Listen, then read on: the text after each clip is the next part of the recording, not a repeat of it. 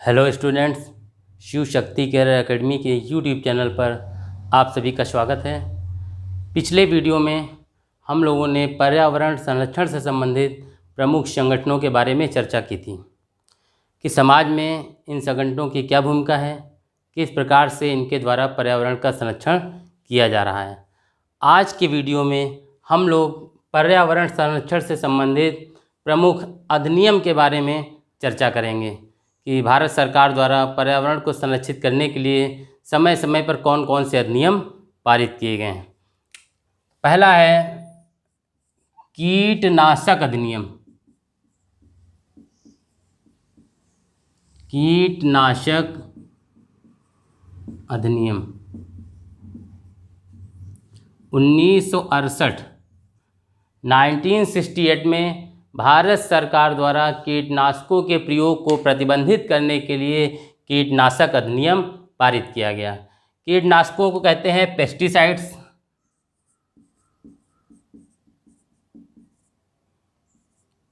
Pesticide कहते हैं कीटनाशी या कीटनाशकों को, और इनको प्रतिबंधित करने के लिए, इनके प्रयोग को सीमित करने के लिए भारत सरकार द्वारा 1968 में कीटनाशक अधिनियम पारित किया गया। और कुछ प्रमुख कीटनाशकों के बारे में हम लोग जान लेते हैं जो परीक्षा में बहुत पूछे जाते हैं। जब भी कीटनाशकों की बात होती है सबसे पहले डीडीटी का नाम आता है। डीडीटी ये सबसे प्रमुख कीटनाशक है। इसका फुल फॉर्म है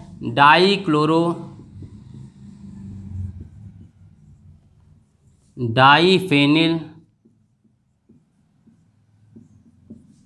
ट्राईक्लोरोईथेन।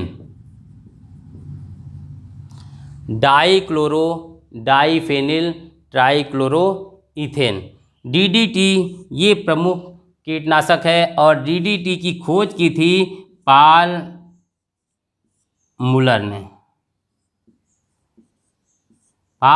ने डीडीटी की खोज की थी। इसके अलावा दूसरा कीटनाशक है बीएचसी। इसको कहते हैं बेंजीन हेक्साक्लोराइड।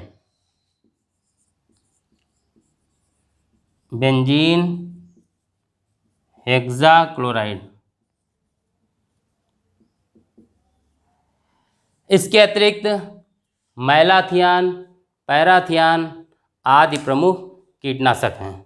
कीटनाशकों का प्रयोग किया जाता है कीड़ों को मारने के लिए, क्योंकि एक अनुमान के मुताबिक प्रति वर्ष जितना उत्पादन होता है उसका लगभग 30% कीड़े मकोड़ों द्वारा नष्ट कर दिया जाता है। तो इसलिए ज़रूरी है कि अच्छा उत्पादन हो सके, इसलिए कीटनाशकों का प्रयोग किया जाता है। लेकिन ये कीटनाशक स्वास्थ्य के लिए बहुत हानिकारक है, इसलिए सरकार द्वारा इनके प्रयोग को सीमित किया गया है कि इनका प्रयोग कम से कम किया जाए। और यहाँ से एक क्वेश्चन और पूछा जाता है कि 2,4-D क्या है। यहाँ 2,4-D कई बार परीक्षाओं में पूछा गया। 2,4-D ये है खरपतवार नाशक। ये कीटनाशक ना हो करके ये है खरपतवार नाशक। ये खरपतवार को नष्ट करता है 2,4-D। कई बार एग्जाम में आ जाता है कि निम्नलिखित में से कौन सा कीटनाशक है या कौन सा खरपतवार नाशक है। तो आसानी से हम लोग बता सकते हैं कि डीडीटी कीटनाशक है और जबकि 2,4-D खरपतवार नाशक है। एक क्वेश्चन और यूपी टेट, उत्तराखंड टेट और कई राज्यों में पूछा गया है कि कीटनाशकों के छिड़काव से कौन सा प्रदूषण होता है। कीटनाशकों का छिड़काव किया जाता है, इनसे आखिर प्रदूषण कौन सा होता है। जिसमें ऑप्शन दिया गया जल प्रदूषण, वायु प्रदूषण, मृदा प्रदूषण। इस तरह के ऑप्शन आए। तो कीटनाशकों का जब छिड़काव किया जाता है तो कीटनाशकों का छिड़काव करते समय ये वायुमंडल में मिल जाते हैं और वायु को दूषित कर देते हैं। तो इस प्रकार से कीटनाशकों के छिड़काव से वायु प्रदूषण होता है। साथ ही साथ जब ये कीटनाशक मिट्टी में मिल जाते हैं तो मिट्टी के लाभदायक बैक्टीरिया को मार देते हैं और ये मृदा प्रदूषण भी करते हैं। इसके अतिरिक्त ये जब वर्षा के जल के साथ बह करके मिट्टी से जाते हैं तब जल को दूषित करते हैं और इस प्रकार से जल प्रदूषण भी होता है। तो यहाँ पर आंसर होगा कि कीटनाशकों के प्रयोग से मृदा, जल, वायु तीनों प्रकार के प्रदूषण होते हैं। ये हमारा रहा कीटनाशक अधिनियम से संबंधित क्वेश्चन। अगला है वन्य जीव संरक्षण अधिनियम, बहुत ज़्यादा इम्पॉर्टेंट है। वन्य जीव संरक्षण अधिनियम 1972। वन्य जीव संरक्षण अधिनियम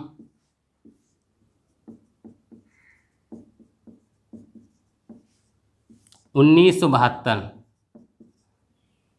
ये अधिनियम जो है, नाम से ही पता है कि वन्य जीवों को संरक्षण देने के लिए हमारे देश में वन्य जीवों की संख्या में लगातार गिरावट हो रही थी। इसको देखते हुए भारत सरकार द्वारा 1972 में वन्य जीव संरक्षण अधिनियम पारित करके वन्य जीवों को संरक्षण देने का काम शुरू किया गया। और इसी के तहत सबसे पहले 1 अप्रैल 1973 को 1 अप्रैल 1973 को प्रोजेक्ट टाइगर की शुरुआत की गई। प्रोजेक्ट टाइगर 1 अप्रैल 1973 को प्रोजेक्ट टाइगर, जिसे कहते हैं बाघ परियोजना,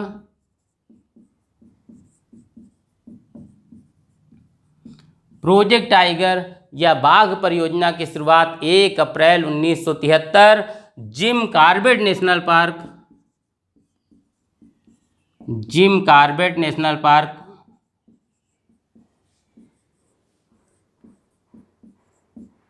नैनीताल, उत्तराखंड से की गई।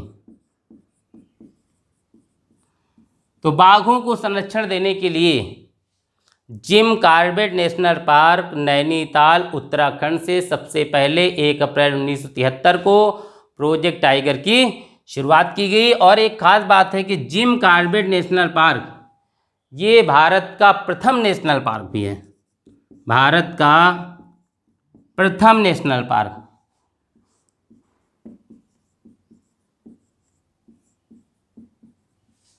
इसकी स्थापना 1936 में हुई। 1936 में इसकी स्थापना हुई और ये भारत का प्रथम नेशनल पार्क है। तो इस तरह बाकी इसके बारे में जब हम लोग प्रोजेक्ट टाइगर को डिटेल से पढ़ेंगे वहाँ पर इसकी चर्चा होगी। तो ये हमारा वन्य जीव संरक्षण अधिनियम के तहत प्रोजेक्ट टाइगर शुरुआत हुई।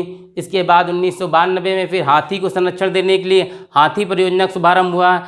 इसी प्रकार से 1970 में हंगुल परियोजना की शुरुआत की गई। तो अलग अलग तरह से जीवों को बचाने के लिए परियोजनाएं सरकार द्वारा चलाई गई।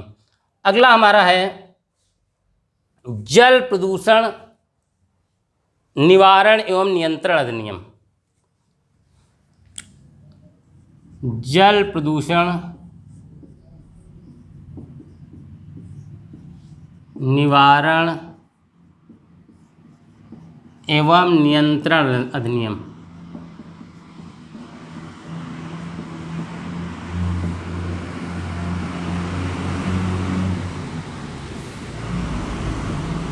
1974। नाम से ही पता है, जल प्रदूषण निवारण एवं नियंत्रण अधिनियम। तो ये जो अधिनियम बनाया गया, इसका मुख्य उद्देश्य था कि जल की गुणवत्ता को बनाए रखना।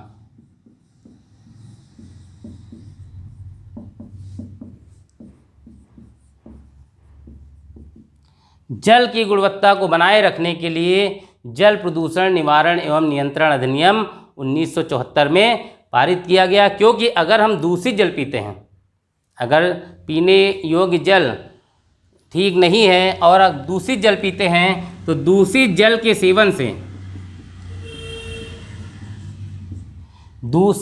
सेवन से तरह तरह की बीमारियां हो जाती हैं, जैसे हैजा, पीलिया, टाइफाइड, इसको कहते हैं आंत्र ज्वर, पेचिस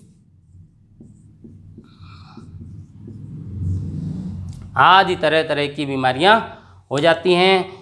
इसलिए जल की गुणवत्ता को बनाए रखना बहुत आवश्यक है। यहाँ से कुछ क्वेश्चन और पूछे जाते हैं जल प्रदूषण से संबंधित। जैसे पीने वाले जल में अगर आर्सेनिक की मात्रा अधिक हो जाती है तब कौन सी बीमारी हो जाएगी, या नाइट्रेट की मात्रा बढ़ जाती है तब कौन सी बीमारी हो जाएगी। तो यहाँ शॉर्ट में हम लोग थोड़ा सा यहाँ समझ लेते हैं, बाकी डिटेल में जब हम लोग जल प्रदूषण के बारे में अध्ययन करेंगे वहाँ पर हम लोग विस्तृत रूप से पढ़ेंगे। यहाँ पर हम लोग जान लेते हैं कि जल में, पीने वाले जल में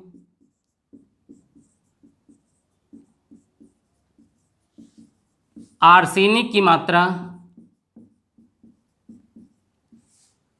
0.05 मिलीग्राम प्रति लीटर। वेरी वेरी इंपॉर्टेंट, पीने वाले जल में आर्सेनिक की मात्रा 0.05 मिलीग्राम प्रति लीटर होनी चाहिए। और आर्सेनिक सबसे विषैला पदार्थ है, इसको जल का विष भी कहते हैं, इसको जल का विष भी कहा जाता है। अगर ये मात्रा इससे ज़्यादा हो जाती है तो इसकी अधिकता से, आर्सेनिक की अधिकता से ब्लैक फुट बीमारी हो जाती है। आर्सेनिक की अधिकता से ब्लैक फुट बीमारी हो जाती है। ये त्वचा तथा फेफड़ों का कैंसर हो जाता है।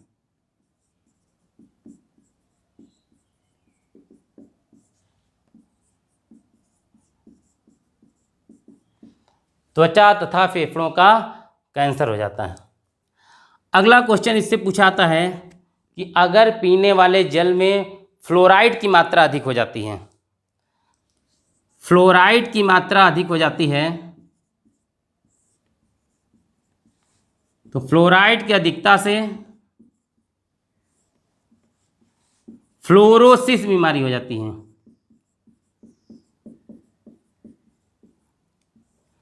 फ्लोराइड की अधिकता से फ्लोरोसिस बीमारी हो जाती है। इस बीमारी में दांत तथा हड्डियां कमज़ोर हो जाते हैं, साथ ही साथ दांत चितकबरे हो जाते हैं। फ्लोरोसिस में दांत तथा हड्डियां कमज़ोर हो जाती हैं।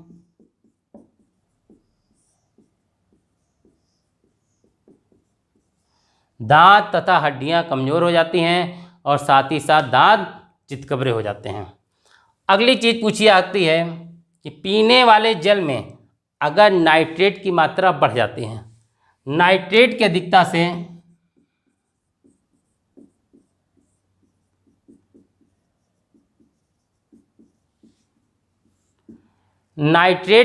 से ब्लू बेबी सिंड्रोम हो जाता है। ब्लू बेबी सिंड्रोम,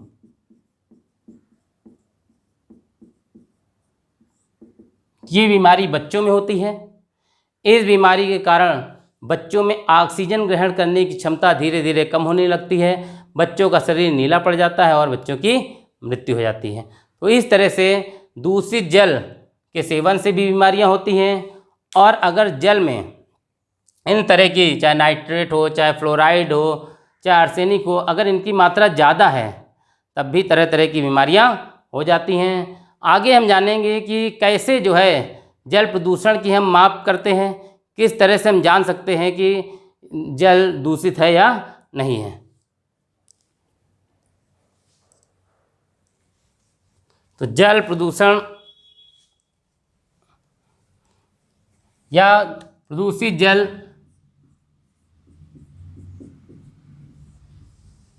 जल की गुणवत्ता, प्रदूषित जल की गुणवत्ता का हम कैसे पता लगाएं, इसकी गुणवत्ता क्या है। तो इसके कई तरीके हैं। पहला है बीओडी परीक्षण होता है, दूसरा सीओडी, तीसरा डीओ, पीएच, एमपीएन। इतने तरीके हैं जिनसे हम प्रदूषित जल की गुणवत्ता का पता लगा सकते हैं कि प्रदूषित जल की गुणवत्ता क्या होनी चाहिए। बीओडी को कहेंगे बायोलॉजिकल ऑक्सीजन डिमांड।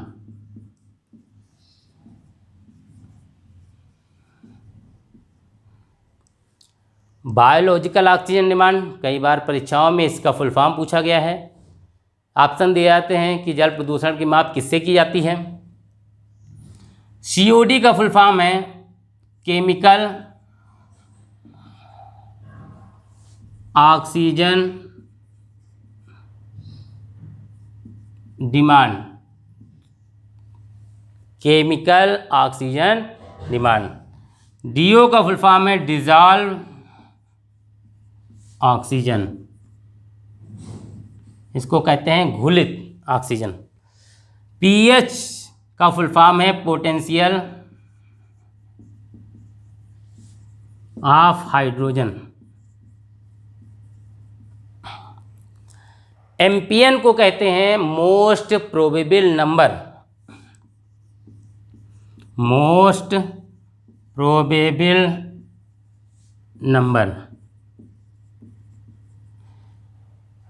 इसके द्वारा जो है बैक्टीरिया का पता लगाया जाता है, जल में बैक्टीरिया के बारे में पता लगाया जाता है। तो इस तरीके से ये जो है प्रदूषित जल की माप करने के मानक हैं। BOD biological oxygen demand, COD chemical oxygen demand, DO dissolve oxygen, pH potential of hydrogen और एमपीएन मोस्ट प्रोबेबल नंबर। इनके फुल फॉर्म भी परीक्षाओं में पूछे जाते हैं।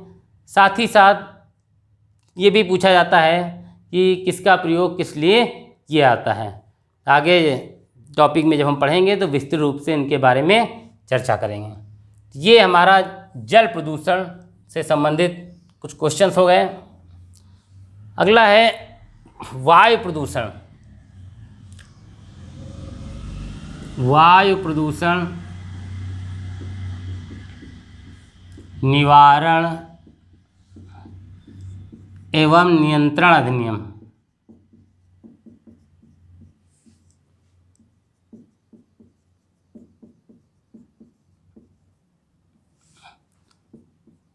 उन्नीस सौ 81। वायु प्रदूषण निवारण एवं नियंत्रण अधिनियम 1981। तो वायु प्रदूषण को नियंत्रित करने के लिए 1981 में वायु प्रदूषण निवारण एवं नियंत्रण अधिनियम पारित किया गया। यहाँ से क्वेश्चन बहुत पॉपुलर है कि शहरी क्षेत्रों में सर्वाधिक प्रदूषण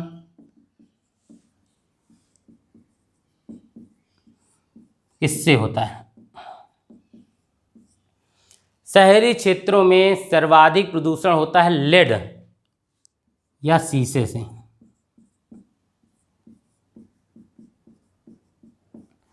लेड या शीशे से शहरी क्षेत्रों में सर्वाधिक प्रदूषण होता है। बहुत सी परीक्षाओं में ये क्वेश्चन पूछा जा चुका है कि शहरी क्षेत्रों में सबसे ज़्यादा प्रदूषण किससे होता है। अगला है ध्वनि प्रदूषण।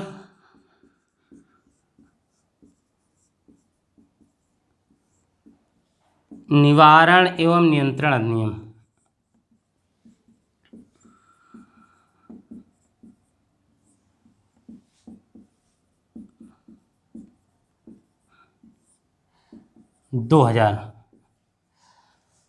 ध्वनि प्रदूषण निवारण एवं नियंत्रण अधिनियम 2000। ध्वनि प्रदूषण को नियंत्रित करने के लिए भारत सरकार द्वारा वर्ष 2000 में ये अधिनियम पारित किया गया, क्योंकि ध्वनि प्रदूषण के कारण बहुत से पौधों की वृद्धि प्रभावित हो जाती है, मानव स्वास्थ्य पर बुरा प्रभाव पड़ता है, इसलिए यह अधिनियम पारित किया गया। यहाँ से एक बहुत पॉपुलर क्वेश्चन है, पूछा जाता है कि ग्रीन मफलर का संबंध किससे है। ग्रीन मफलर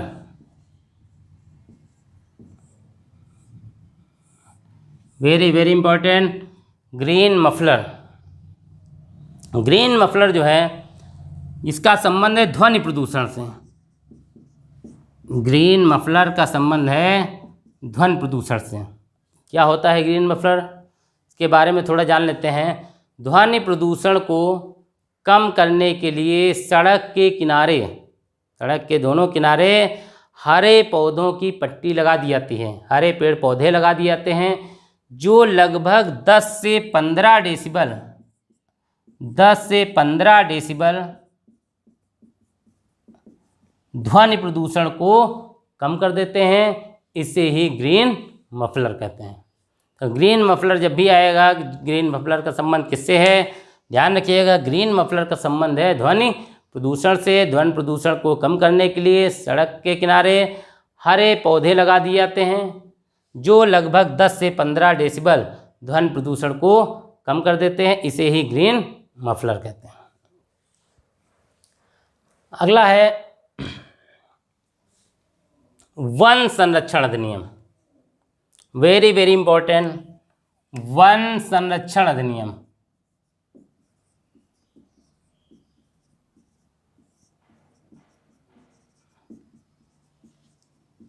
वन संरक्षण अधिनियम 1980।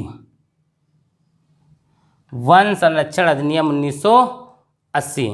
1980 में वनों के संरक्षण हेतु भारत सरकार द्वारा ये अधिनियम पारित किया गया। जैसा कि हम सभी को पता है कि लगातार जो वनों की अवैध ढंग से कटाई हो रही है, कटाई होने के कारण बहुत से जीव जंतु हैं जिनके आश्रय स्थल समाप्त हो रहे हैं। इस कारण सरकार ने वनों को संरक्षण देने हेतु वन संरक्षण अधिनियम 1980 में पारित किया। यहाँ से कुछ क्वेश्चन जो परीक्षाओं में पूछे जाते हैं। पहला बहुत पॉपुलर क्वेश्चन है, पूछा आता है कि भारत के कितने % भाग पर वन है, या सबसे ज़्यादा वन क्षेत्र वाला राज्य कौन सा है। पहले हम जान लेते हैं 16वीं वन रिपोर्ट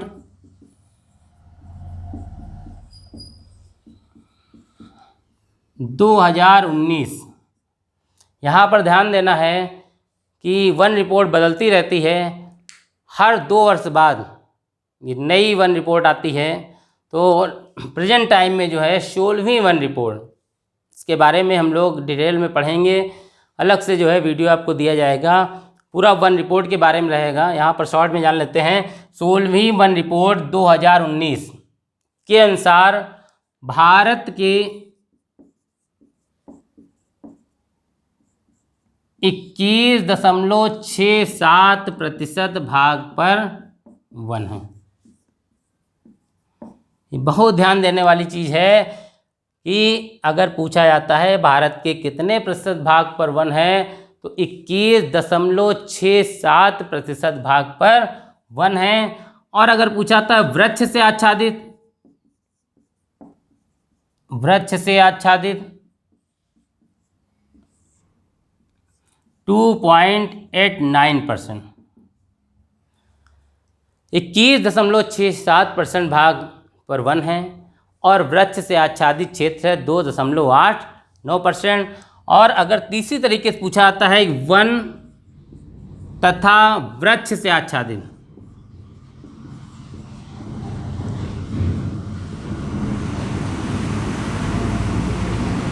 तीसरा अगर पूछा गया वन तथा वृक्ष से आच्छादित कुल क्षेत्र, तो हम बता सकते हैं 24.56%।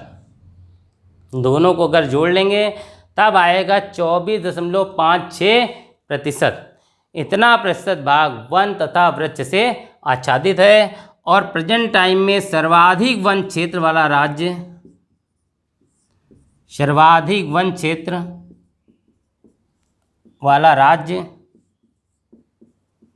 मध्य प्रदेश। सर्वाधिक वन क्षेत्र वाला राज्य है मध्य प्रदेश। आंकड़े याद करना जरूरी हैं, सभी परीक्षाओं में आंकड़े पूछे जाते हैं। और यहाँ पर आंकड़े ध्यान देते समय ये भी हमें याद रखना है कि कौन सी वन रिपोर्ट है, 17 वाली नहीं। इससे पहले आई थी 15वीं वन रिपोर्ट, उसमें कुछ आंकड़े दूसरे थे, लेकिन जो प्रेजेंट टाइम में है उसको विशेष रूप से याद करना है। न्यूनतम वन क्षेत्र हरियाणा,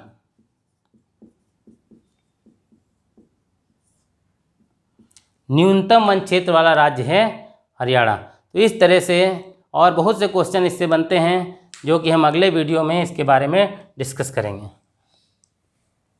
अगला जो अधिनियम है पर्यावरण संरक्षण अधिनियम।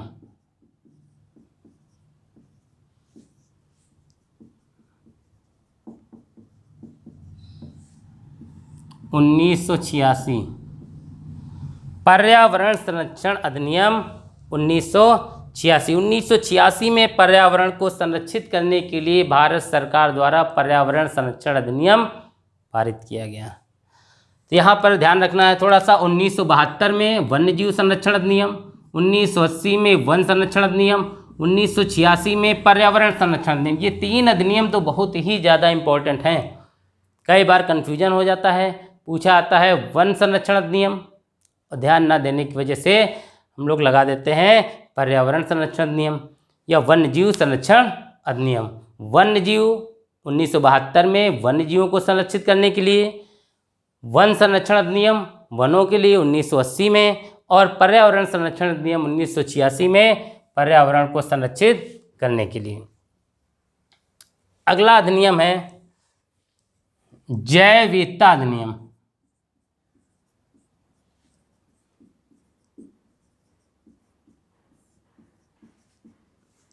जैव विविधता अधिनियम 2002 भारत सरकार द्वारा वर्ष 2002 में जैव विविधता अधिनियम पारित किया गया। पहले हम लोग जान लेते हैं कि जैव विविधता किसे कहते हैं। नाम से ही पता है, जैव मतलब जीव और विविध मतलब भिन्न भिन्न प्रकार के। ऐसा प्राकृतिक स्थान या ऐसा भौगोलिक क्षेत्र जहाँ पर जीव जंतुओं और पेड़ पौधों की प्रजातियों की बहुलता पाई जाती हो, तरह तरह के जीव जंतु और पेड़ पौधों की प्रजातियां पाई जाती हैं, उसे जैव विविधता कहते हैं। और भारत में सर्वाधिक जैव विविधता, भारत में सर्वाधिक जैव विविधता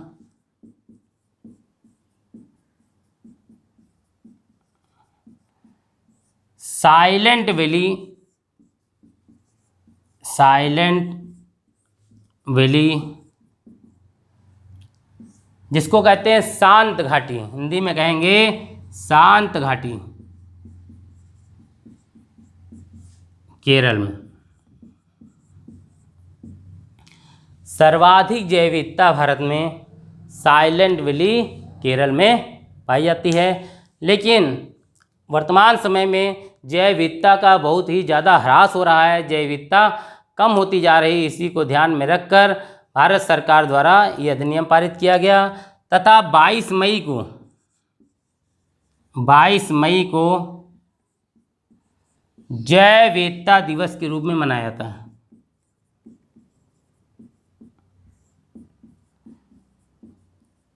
बाईस मई को जैव विविधता दिवस के रूप में मनाया जाता है।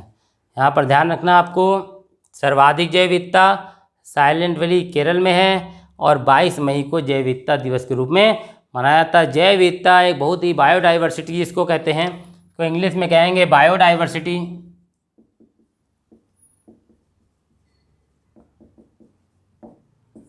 बहुत इंपॉर्टेंट टॉपिक है, से क्वेश्चन पूछे आते हैं। कैसे जैव विविधता का ह्रास हो रहा है, कैसे हम जैव विविधता का संरक्षण करेंगे, जैव विविधता संरक्षण की कौन कौन सी विधियां हैं, hot spot, hope spot, hottest hot spot आदि तरह के क्वेश्चन इससे पूछे जाते हैं, जो कि हम बायोडाइवर्सिटी में अध्ययन करेंगे। यहाँ पर हमारा विशेष फोकस जो है वो अधिनियम के बारे में है कि कैसे हम अधिनियम को याद कर सकें जो पर्यावरण से संबंधित हैं। अगला अधिनियम है एनजीटी,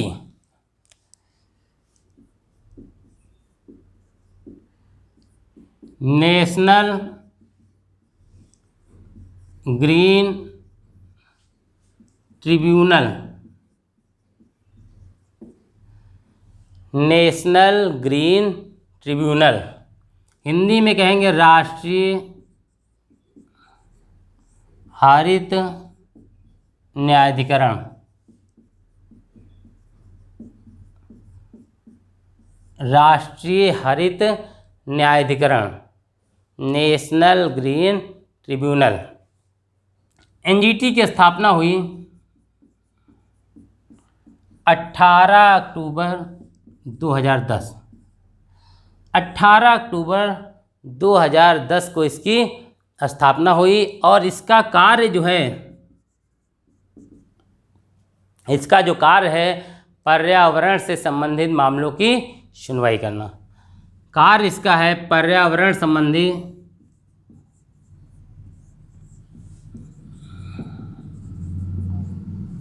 मामलों की सुनवाई करना।